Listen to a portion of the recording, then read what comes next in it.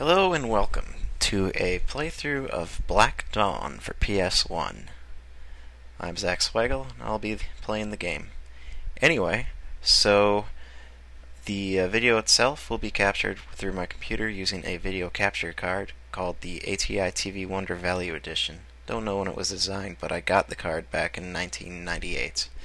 Anyway, so the video itself will not be coming from a PlayStation, PlayStation 2, or PlayStation 3, but in fact from my computer, because I will be playing this game using an emulator. The reason why I'm doing this is because the emulator makes the game look better than either one of the three official systems that can play it. I can assure you that I do have all three of those systems, as well as a copy of the game. I will be actually using the real copy of the game to do this. I'd show it to you if I had a webcam, but I don't have one connected right now, so instead I'll just show you a picture of the cover art. And there it is, Black Dawn.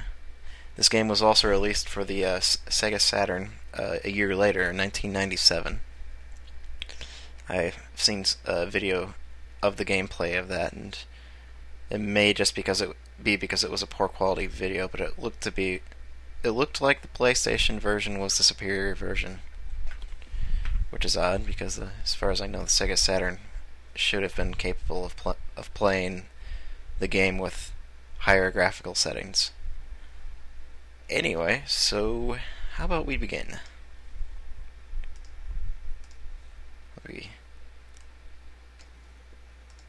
Oh yeah, I gotta restart the emulator.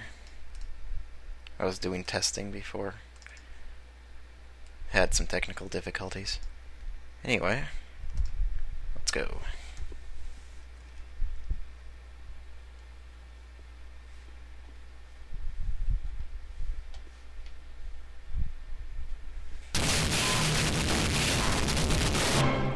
Apologize for that.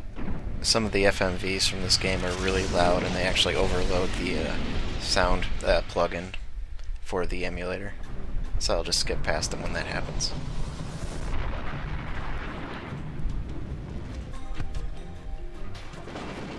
What we have going on here is a fairly old-style FMV. PlayStation games had a lot of these.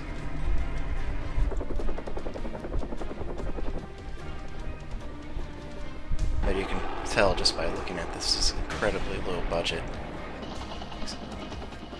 Like half of the models are lacking animation.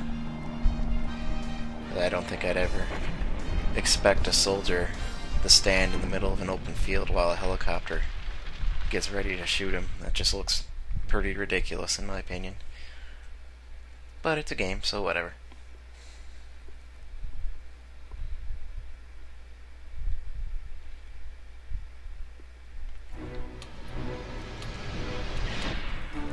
Rendering the game at 1024 by 768 with some rather ambitious texture filtering going on. I'm not sure how much of that you'll be able to notice using through the video that I'm recording, because that's being recorded at 640 by 480 through a composite input. There's a lot of quality loss just because it's composite. The lower resolution doesn't help either, so it's being downscaled. The difficulty of the game I'm going to be playing on is normal. There's two other difficulties. There's Sissy, and there's Rockin'. Probably guess which one's which. I won't be playing on Rockin' because the game gets pretty ridiculously hard at Rockin'. And in the later missions, that basically what that amounts to is me having to restart a bunch of times, and I would rather not put you through that. So we're going to be playing on normal. I have a feeling my microphone gain might be set too high. I'll find out later if I can do a heuristic noise reduction to remove the background music from the left track. Alright, so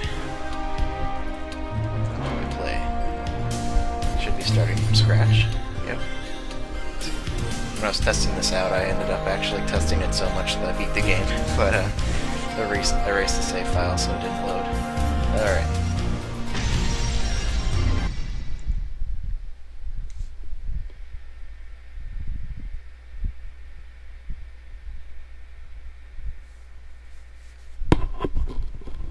Oh, that sound is just my neck. See, I'm wearing a headset right now. 2 hours ago, Every time I Hezbollah move my neck terrorists at all, disguised as it makes a military sound. personnel infiltrated Fort Dix and stole missile launchers, howitzers, and APCs. Using hostages as human shields, they were able to deploy the stolen armor in Central Park. Your first objective is to rescue the hostages and return them to the landing zone. So, compelling mission briefing.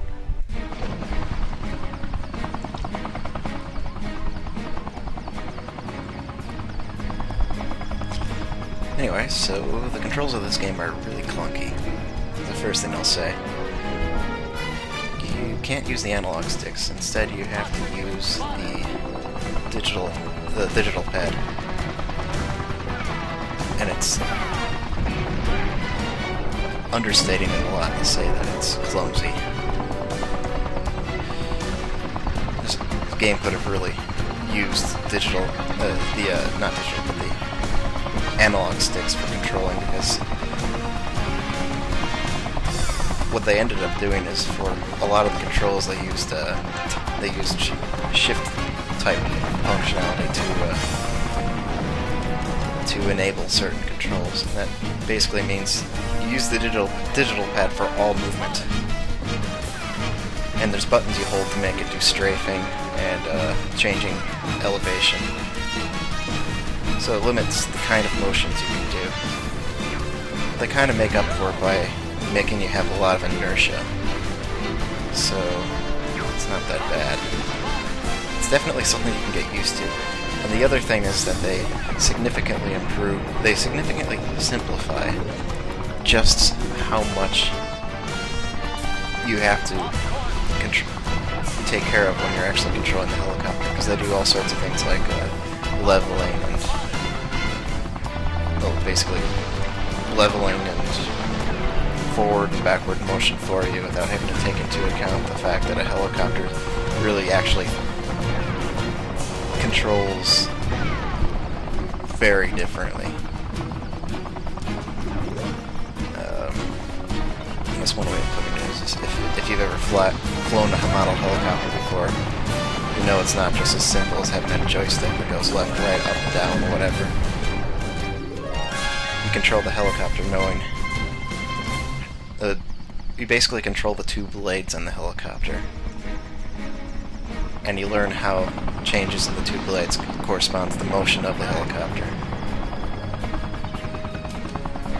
But that's not the case here. It's really simple for this game. It's an arcade game, so it needs to be simple. Something you can just pick up and play. And it accomplishes that. It's fairly fun. So, right now it's a